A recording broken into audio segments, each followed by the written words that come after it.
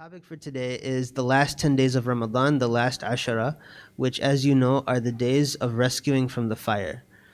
So, as you know, Ramadan is divided into 10 days, right?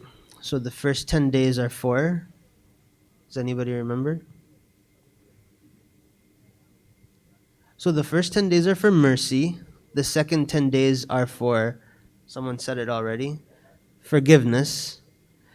And the last 10 days are for rescuing from the hellfire. Itqun minan nar.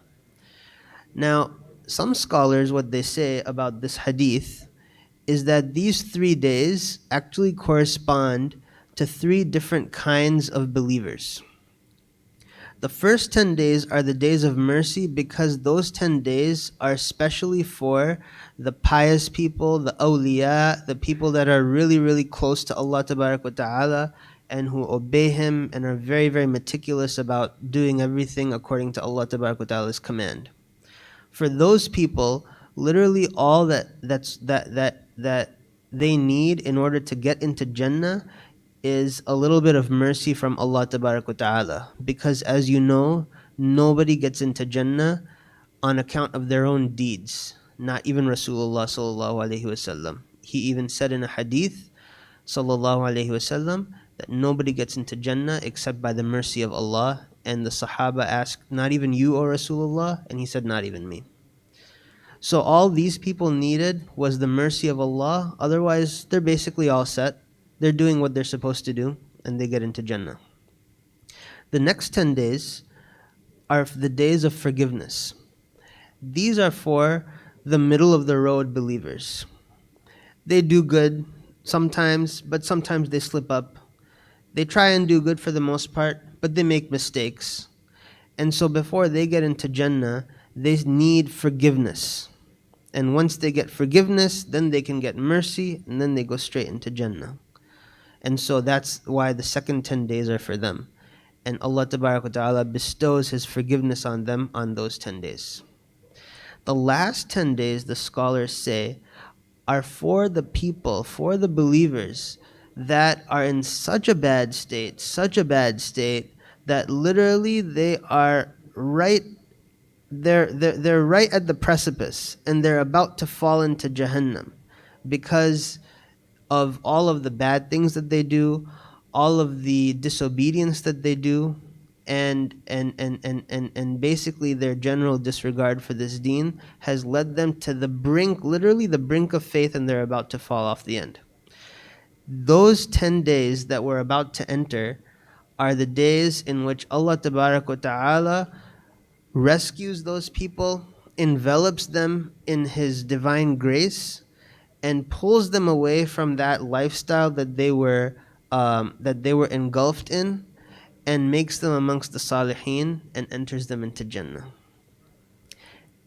And just reflecting on that for a moment is just amazing.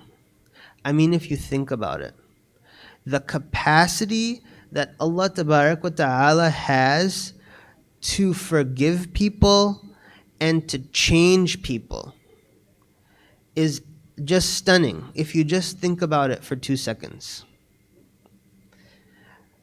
I mean, we're all the creation of Allah. In the world that we live in, right? Usually if something doesn't work the way it's supposed to function, what do we do with it usually? Troubleshoot. Sometimes we do, especially if it's really expensive. But most of the time, a lot of the time, we throw it away. So like, for instance, your microwave, it stops working. Usually microwaves in this day and age are so inexpensive that it would be more expensive to fix it than to just buy a new one. The other day I was, we were cooking at home and we were sorting through the vegetables, and we were sorting through which vegetables were, good quality and which ones were kind of, too old, they were rotten and stuff like that. And the ones that were not fit to eat, we were just throwing them away. who in their right mind would actually go and get those vegetables and try and like fix them at that point, especially when they've gotten to that point that they're so like low quality to the point that they're almost rotten and not fit to eat. So certain things, yeah, we still troubleshoot and we still try and fix. If your car breaks down, you try and fix it. If your phone breaks down, you try and fix it. But eventually you get to a point where you've tried troubleshooting, you've tried taking the car to the mechanic. Eventually that item gets so bad that there's just no option except to throw it away. We are all the creation of Allah Ta'ala. And Allah has no obligation on us. He can do whatever He wants with us. If Allah Ta'ala decides to throw us all into the hellfire, what are we going to do? What are we going to say? We can't do anything. We can't say anything in front of Allah.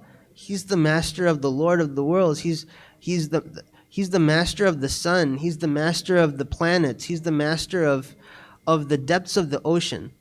Like, what are we going to do if Allah Ta'ala decides to do away with us? Can't do anything.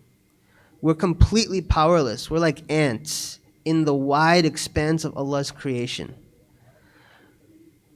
But Allah Ta'ala said in the Quran that Allahu waliyul ladina amanu. Allah Ta'ala is the benefactor of those who believe.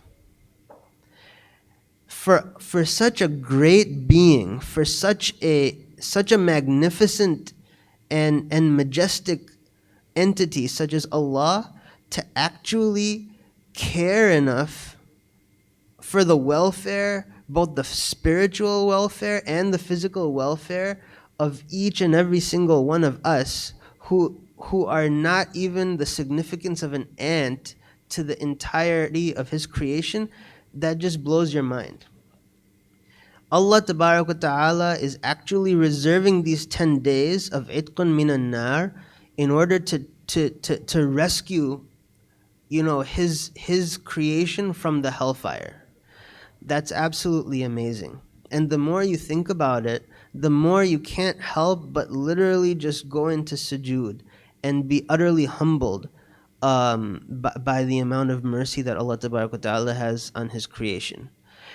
I'm thinking like people like, Sayyidina Umar bin Khattab radiallahu anhu. You all know the story of how Sayyidina Umar converted to or accepted Islam. Sayyidina Umar radiallahu anhu went out to kill Rasulullah sallallahu alaihi wasallam because he was to that extent in his idol worship at that time. And he was so fed up with the message of Islam and with the message of Rasulullah that he actually went out to kill him. And yet Allah Ta'ala intervened and made him into Sayyidina Umar radiallahu anhu that we know today. If somebody went out today to kill a very important person, what do you think would happen to them? If somebody went out to kill the most important person that you know, plan some sort of a scheme, some sort of assassination scheme, and they got caught, what do you think would happen to them? They certainly would not end up becoming the vice president of the United States, right? But that's what happened to Sayyidina Umar. In this deen, Sayyidina Umar is like the vice president. If Rasulullah is the president, then Sayyidina Umar is one of the shaykhain. We call them the shaykhain, Sayyidina Abu Bakr and Sayyidina Umar. So this is Allah Ta'ala. Even in the modern day, think of people like Malcolm X. If you've read the autobiography of Malcolm X, then you'll understand to what extent his life had become right before he accepted Islam, right before Allah Ta'ala intervened.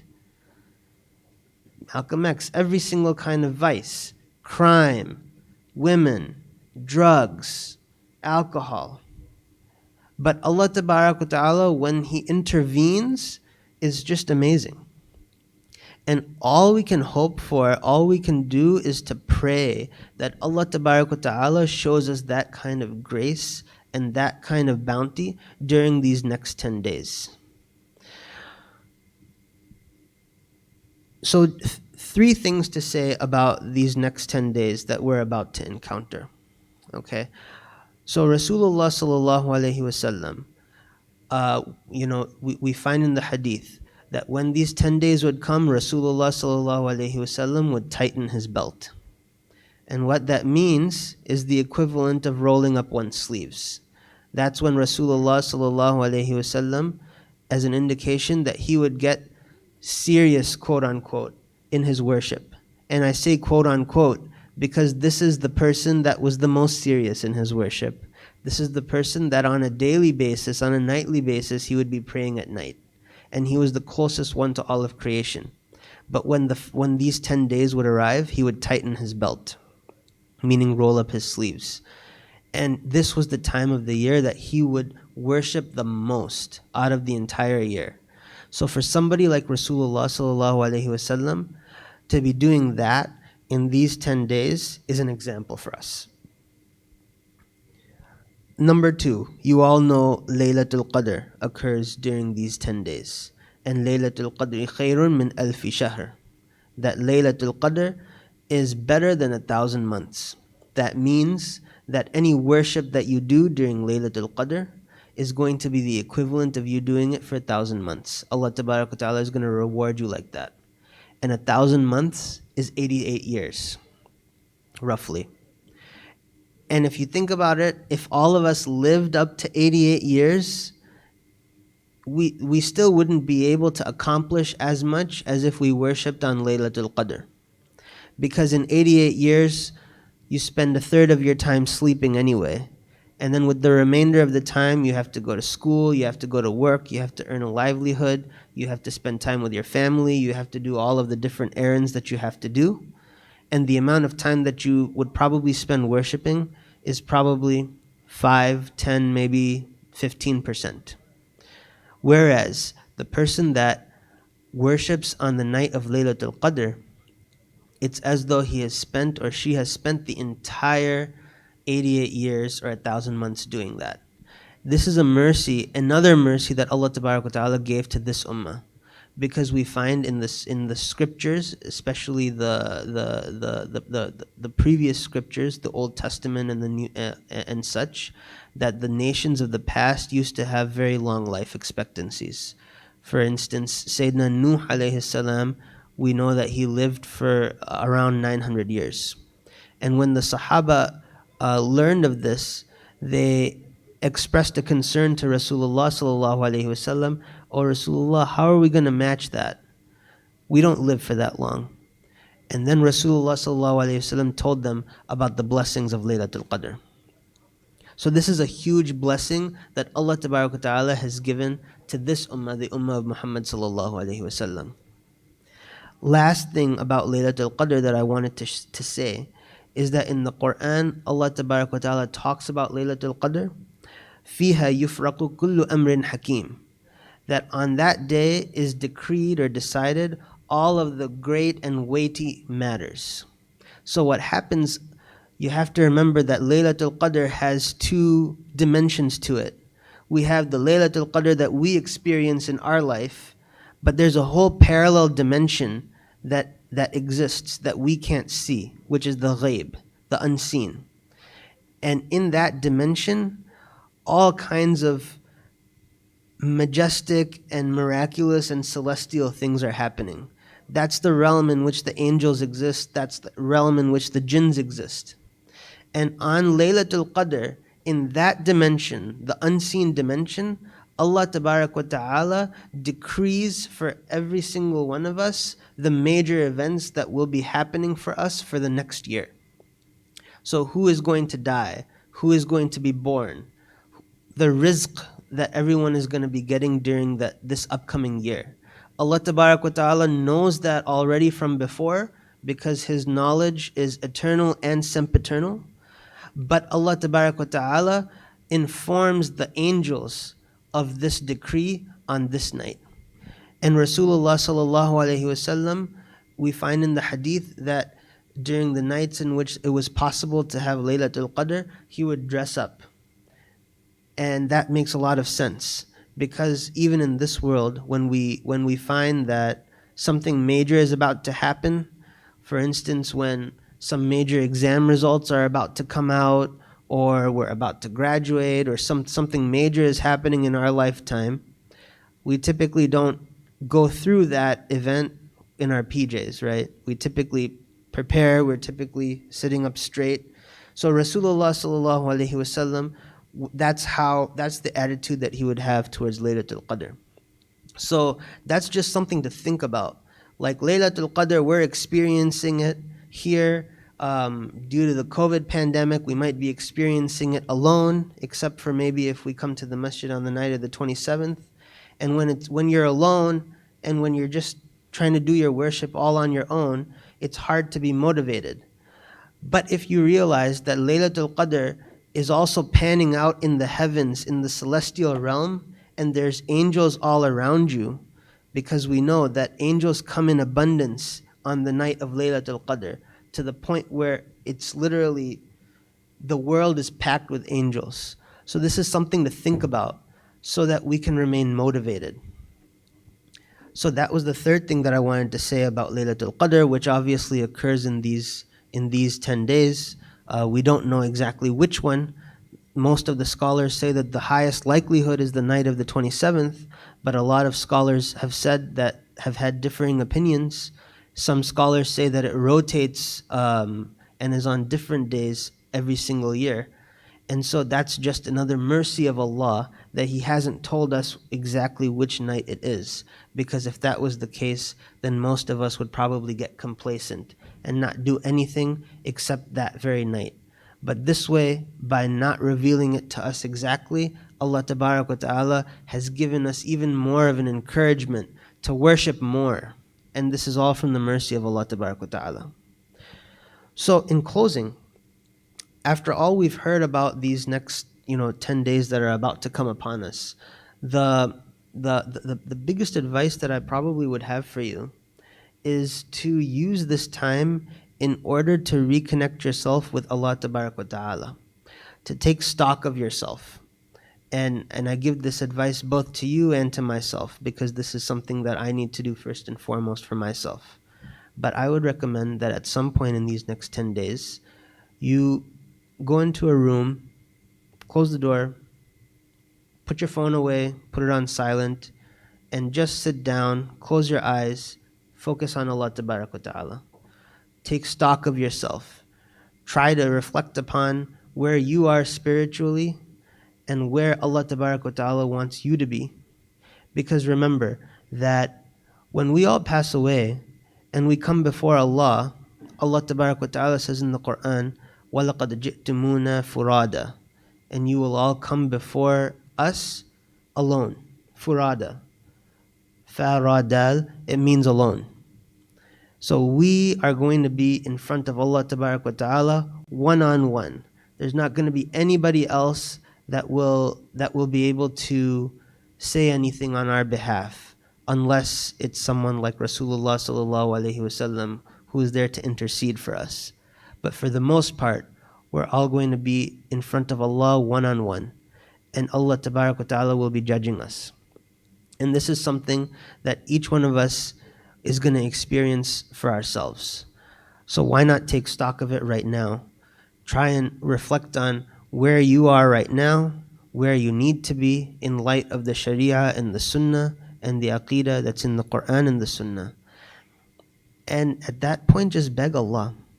Just make dua to Allah and make a sincere dua that Allah Tabarak wa Ta'ala make you among the people in this Ramadan that He changes and He puts into motion, He puts you onto the path to change, and that this Ramadan be the best Ramadan that you have ever since until now, and that each Ramadan after this you continue to improve and you continue to ascend in your own spirituality, your own personal relationship with Allah Tabarak wa Ta'ala. we all know, and this pandemic has made it quite clear for us that there's no guarantee that we're going to make it to the next Ramadan. We, I mean, just think of all of the people all around the world who thought that they were going to experience this Ramadan this year, and how many of them have succumbed to COVID. How many young people, not only just old people. So this has been a wake-up call for all of us, and this has just been a moment and a time for all of us to reflect and to come close to Allah Tabarak wa Ta'ala. And if that's what it results in, if it results in us coming close, then it was a blessing from Allah. It was a test from Allah and not a punishment. So we ask Allah Tabarak wa Ta'ala to elevate us this Ramadan. We ask Allah Tabarak wa Ta'ala to forgive us of all of our sins during these next 10 days. We ask Allah Tabarak wa Ta'ala to be kind and merciful to us when we come before Him on the Day of Judgment, and to overlook all of our sins and enter us straight into Jannah with all of our families and our friends and our teachers. Ameen bi rahmatika ya arhamar rahimin.